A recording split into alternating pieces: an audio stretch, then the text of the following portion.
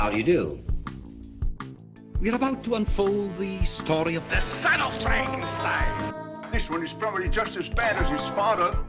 Good morning, son. Well, hello. My son, you have inherited the fortune of the Frankensteins. I trust you will not inherit their fate. By heaven, I think you're a worse fiend than your father. What are you gonna do about it? There's a monster afoot and you know it. Well, we warned you. You've been warned.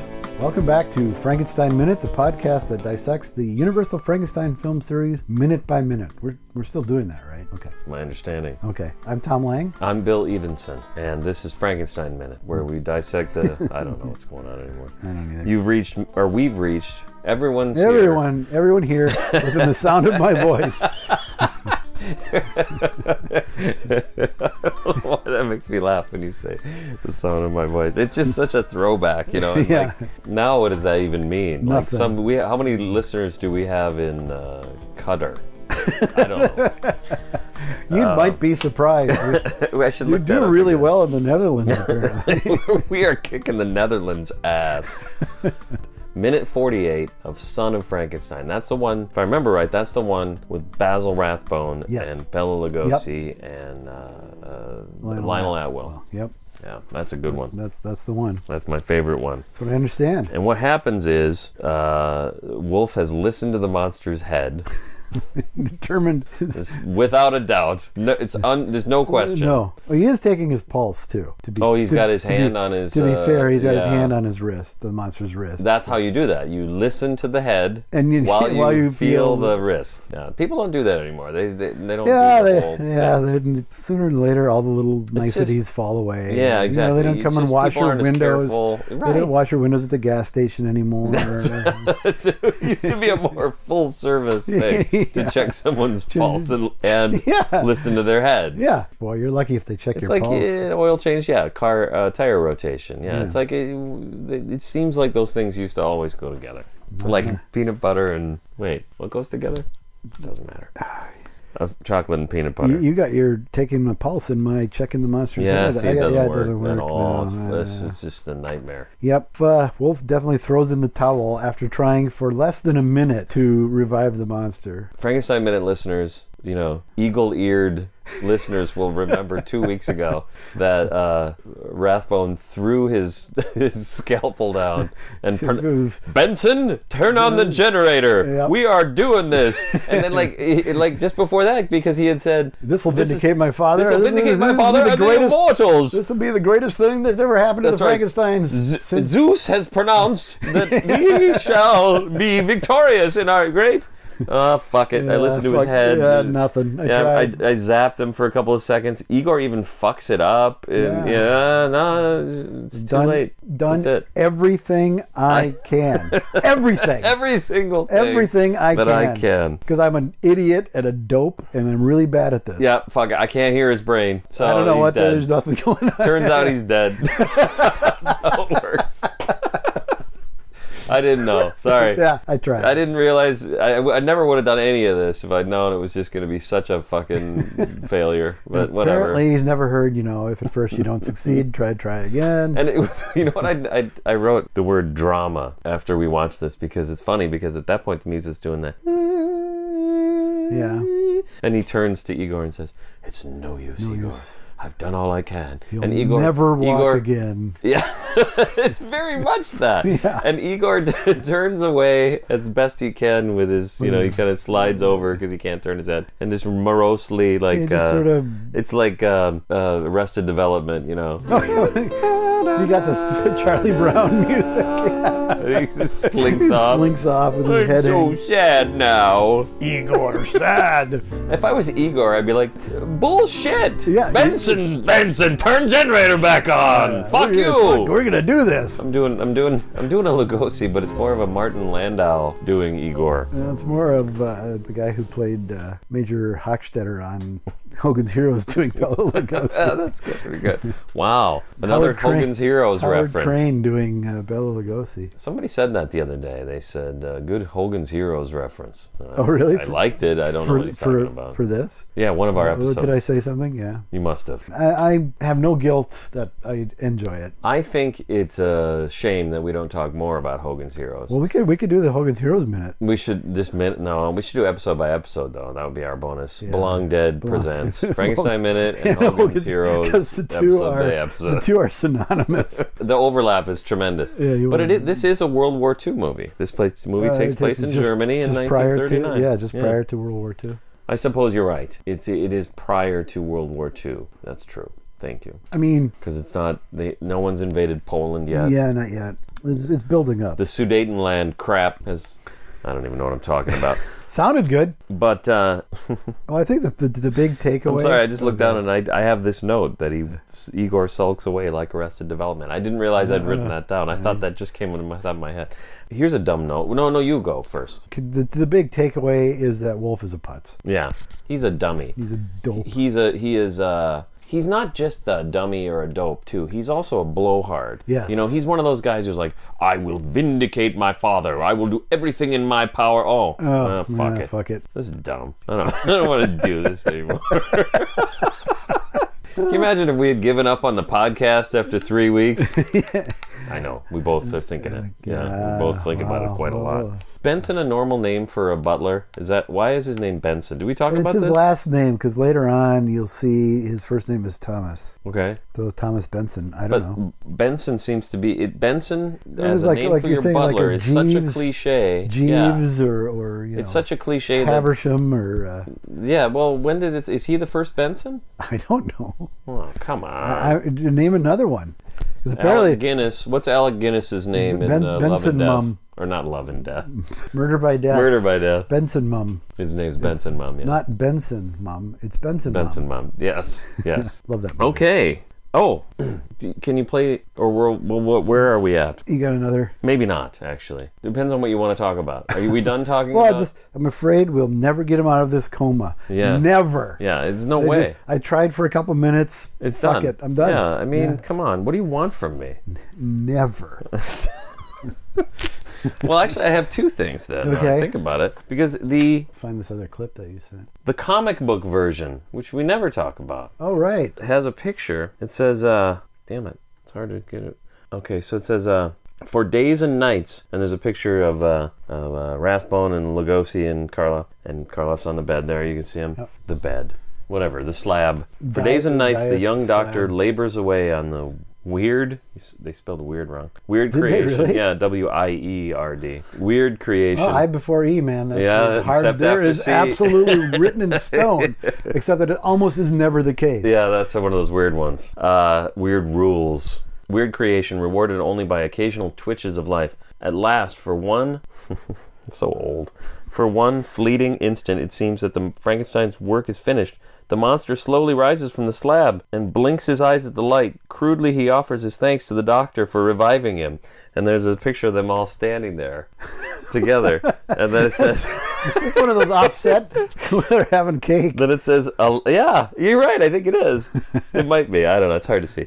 And he says, alas, Frankenstein's jubilation proves to be futile. For a few moments later, the artificial man sinks back into a coma. Again, Wolf frantically gropes for his father's scientific knowledge, but this time all his experiments prove futile. After many long days of tireless research, he is forced to conclude that the monster will never live again. Well, that sounds better than what we just saw. Yeah, he really puts a lot of work in. Yeah, that sounds way better. Yeah. The comic book version looked at the movie and went, well, that's dumb.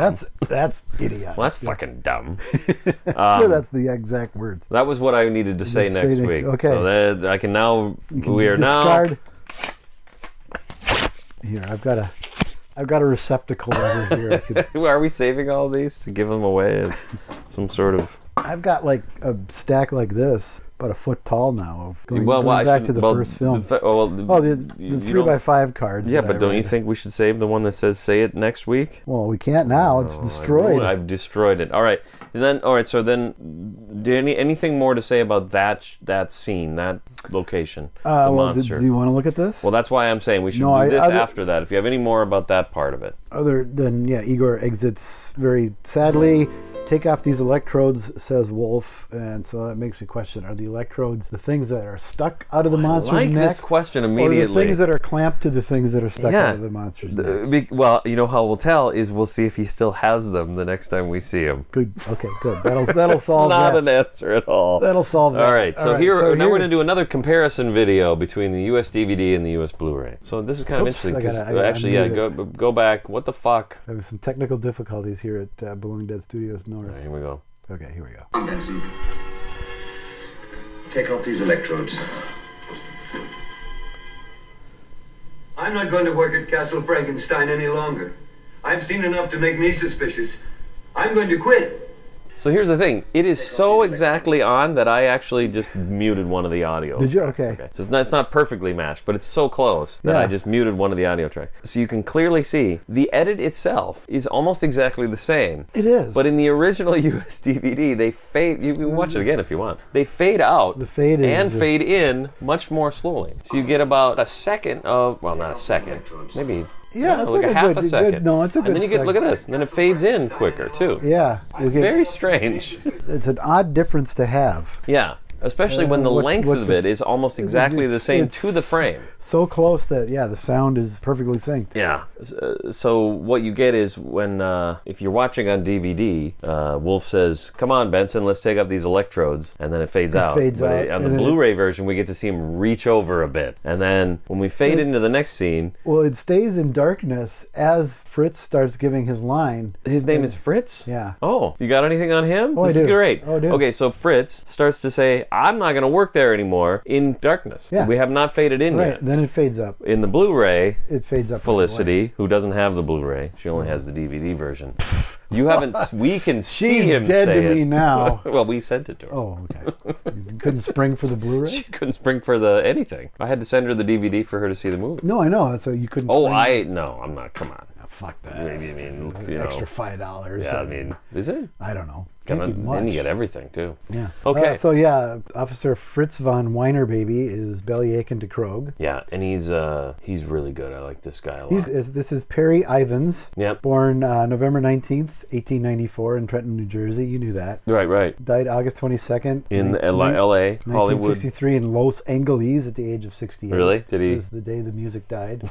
No. Is it? Yeah, I don't know. Did you say 63? Wouldn't be. Well, it could have been. Yeah, it was late. It was earlier.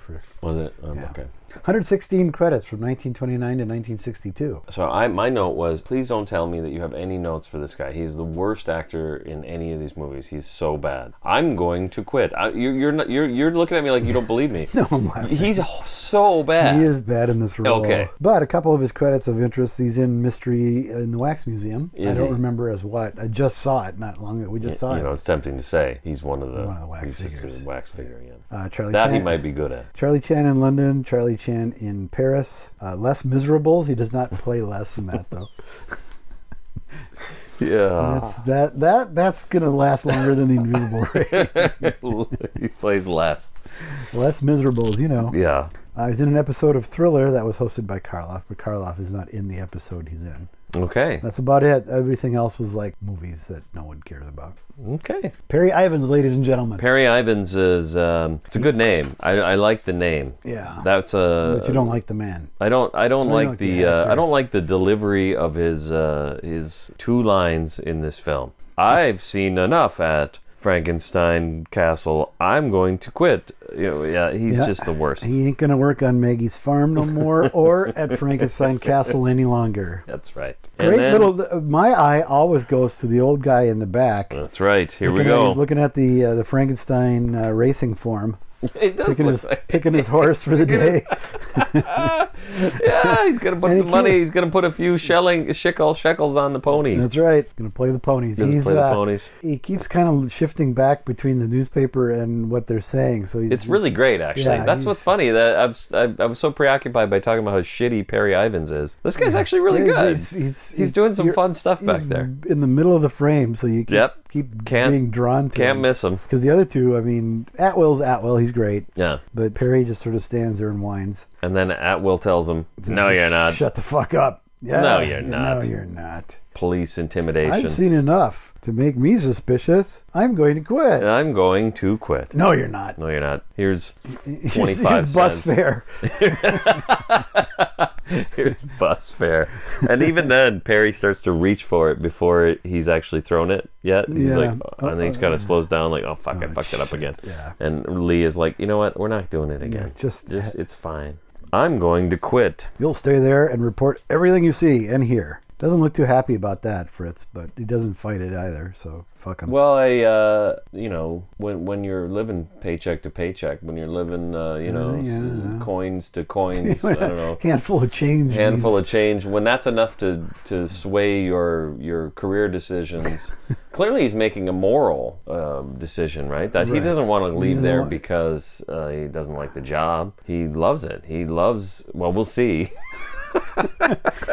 Trying to figure We're out not done with Perry Ivans yet. Figure where you're going with this. Well, no, I'm saying this is an unpleasant situation for Fritz. He's come here, gone to the chief of police to tell him, you know, these people are fucked up. I can't be party to this anymore. I've seen enough to know that there's some crazy shit going on, and I don't want to be involved. I'm morally, it's repugnant. Morally to me. repugnant. Here's 25 cents. All right, shut up and get back out. to work. Yeah, I'll be back later this afternoon, I think he says. Wolf says he's going there this afternoon. Not Wolf. Oh. What's his name? Krog. Yeah, I mean, fuck, yeah. Krog says he's going to visit there this afternoon. Yeah. Which I think is simply there to, that line exists just so that when we get to the next scene, like, oh, Krog's there. We don't think, why is Krog there in the middle of the day?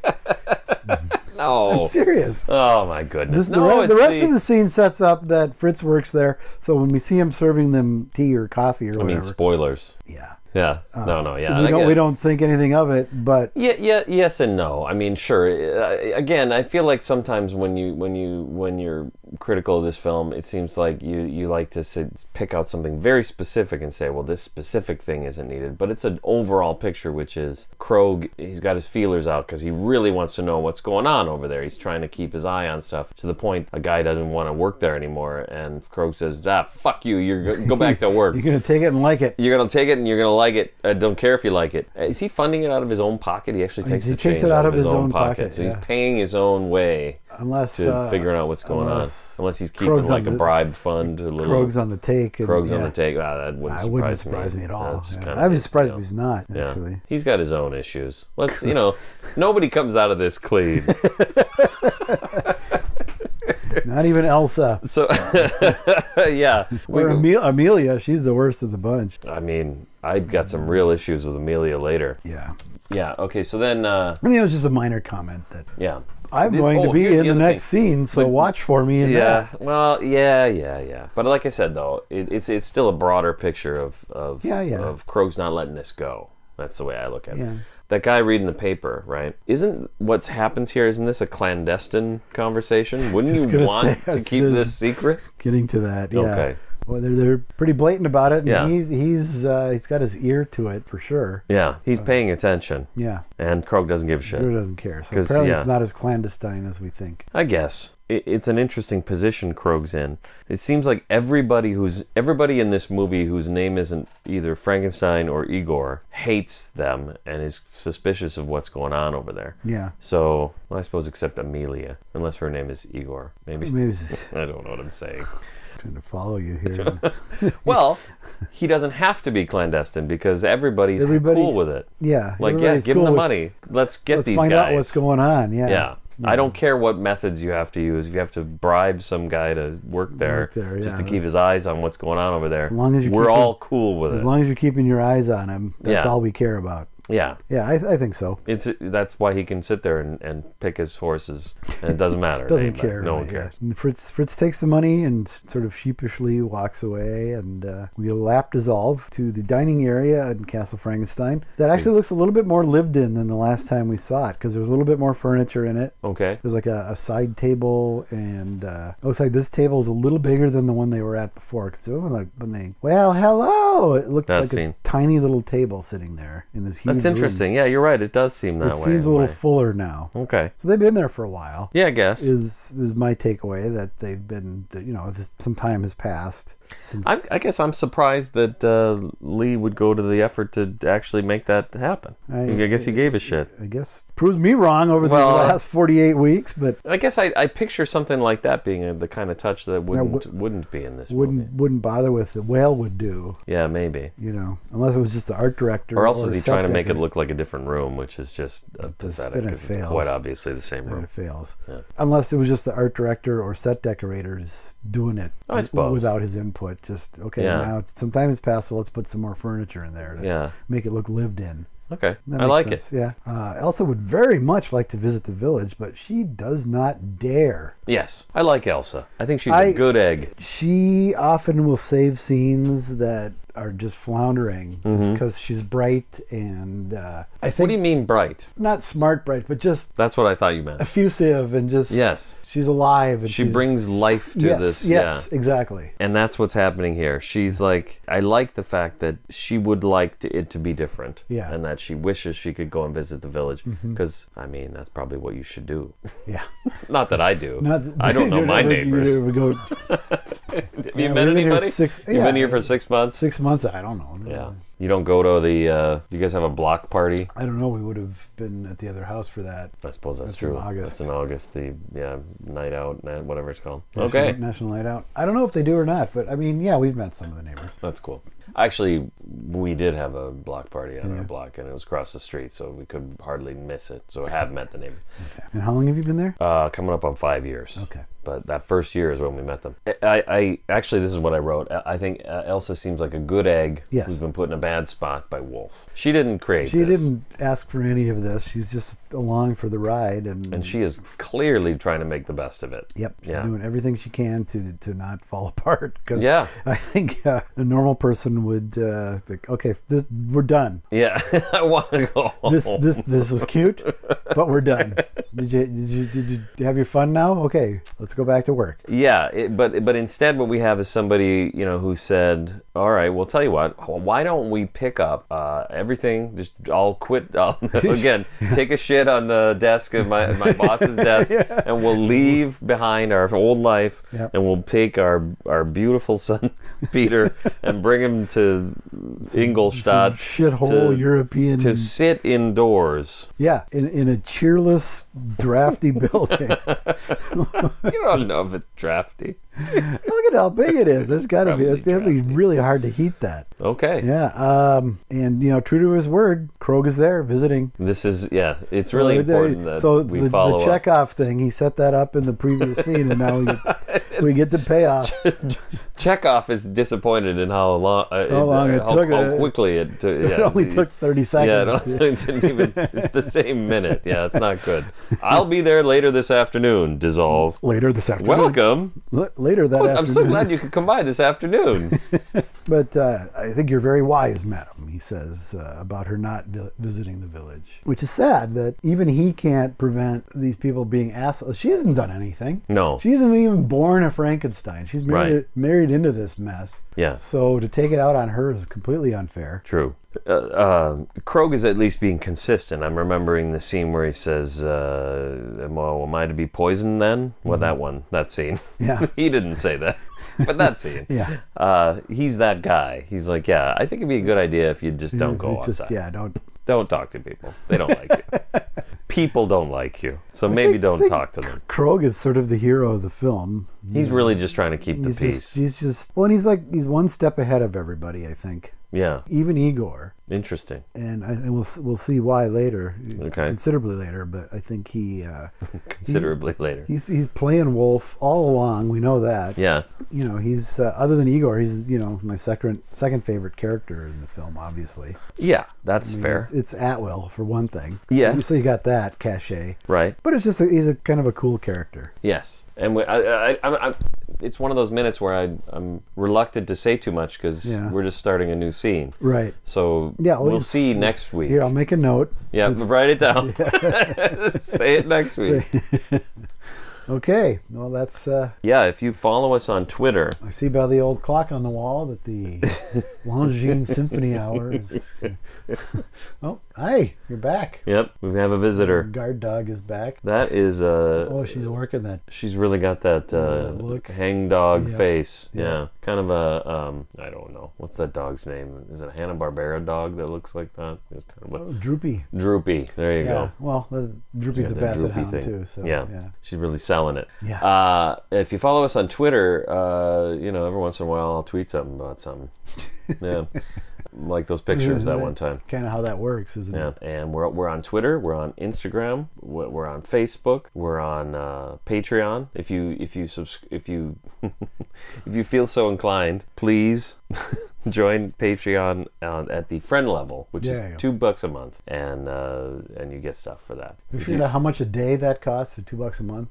You want to look that up? I don't know, because a month isn't an actual thing. No, it's not a fixed length of time. I'm going to call it. It's like a religious construct. Yeah, I'm going to call it 31 days, though. Okay, so say 31 divided by 2 is 15 and a half. 15 and a half. Say, look, I beat you. He's actually doing it on his phone, folks. That doesn't help at all. It doesn't really. 15 and a half. No, yeah, we did it wrong. Times 31. So it's 2 divided by 31. That makes more sense. Yeah. It's 6 cents a day. Good God. For less than the cost of a cup of coffee at the diner. Yep. Whatever. Yeah, I've listened at Mel's Diner. Listened to public radio long enough. You can get stuff. You know what you don't want to do though is subscribe any less than $2 because then you don't get anything. It's kind of pointless. You're worthless to us. And if you just subscribe more than that, do you get more stuff? We do have another level. We got the $3,000 level. $30,000. Well, but first we have the $3,000 level, level, which is the same as the $2 level. Actually, not because you don't get a day early. It's a little bit worse. It's a little. So think about what a bargain the $2 one. Our executive level is the $30,000 a month, and for that you get that's executive level. LP of that month's episodes with a bonus track on each second side. Tom takes it down to Waxworks or whatever. Yeah. I don't know where you'd go to get a record pressed. I suppose they're back now, so it's a little easier than it used to. Oh, I bet they're pressing records all the time now. Yeah, I'm surprised we're not pressing records right now. Also, you can buy stuff that has the Frankenstein Minute logo on it. At redbubble.com. You can go to frankenminute.redbubble.com and see all the stuff. You can get the very shirt that I'm wearing now. That's right. I've made the rare appearance outside of my home and visited Belong Dead Studios North, and there's a man sitting across from me with a t-shirt that has me on it. Yeah. That's pretty cool. Yeah, I like that. I do like that very much. Yeah. We sold something at Redbubble. Oh, we did? Last night. Oh, really? It was kind of weird because I went to a thing, and so I always think that I must have talked to somebody and they bought it because they talked to me. But I can't imagine because it was my cousin's wedding, and I talked to my brother. He goes, "This is what he said." He goes, "I haven't seen my brother in years. Okay, we're not close." But so I saw him, and he goes, "So how's the minute?" No one's ever said that to me. I kind of like that. Yeah. And he said, "Yeah, he listened to 4 or 5 episodes and had enough." He has no idea about what we're talking about. Sure. So it's just how's the minute? My friend Stacy too. She listens, but yeah, she has no clue. She just thinks we're funny looking. Well, she now should get a shirt. Yep. Now you can prove it. I've said this, and so now I want to. Are we? Are we giving up? Yeah, we're probably No. Go ahead. Go to Redbubble and get the shirt. We have a new shirt, a relatively new shirt. Yeah. Get one of those. Get whatever you want. Yeah.